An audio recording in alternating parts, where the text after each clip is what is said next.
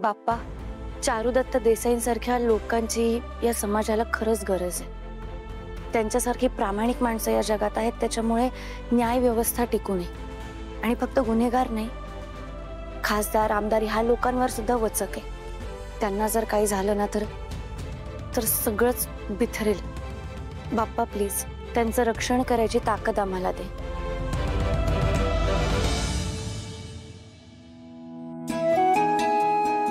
मागा मागा, दुसऱ्यासाठीच आयुष्यभर मागा. अगं कधीतरी स्वतःसाठी काहीतरी माग त्याच्याकडं. मी माझ्यासाठी मागितलं तर तू काय करशील? मग तू कोणासाठी मागशील? असं बोललं म्हणजे झालं का? सुमी, ते निशीच्या सासरकडची मंडळी आली होती, तर काही पुढे कळवलं का त्यांनी? अगं सगळं ठरलंय त्यांचं. तुला सांगू का, तिकडची माणसं खूप चांगली आहेत. मुलगा पण चांगला आहे, पण थोडा आबोल वाटला मला.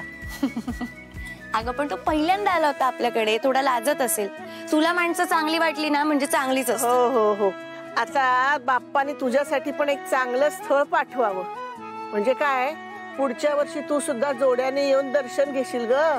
हो, तुला तर मला या घरातनं बाहेर काढायची खूप घाई झाली आहे ना. नाही तसं असेल तर सांग, मी जाईन.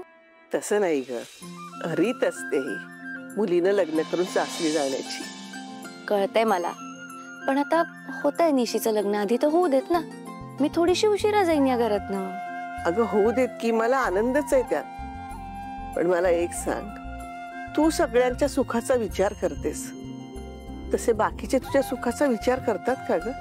अगं पण आपल्या सुखाचा विचार आपणच करायचा असतो असं तूच म्हणतेस. आपल्या झोपेचाही विचार आपणच करायचा असतो आणि तब्येतीचाही विचार आपणच करायचा असतो.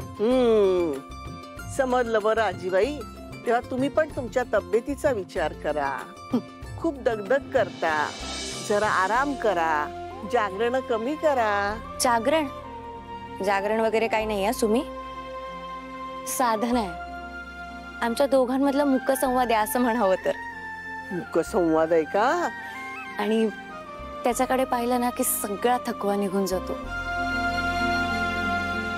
चालू दे चालू दे, तुमची साधना चालू दे. तू पण झोप लवकर. चल आता. तू काही ऐकणार आहेस का बोलायला? कर, जागरण कर, काम कर.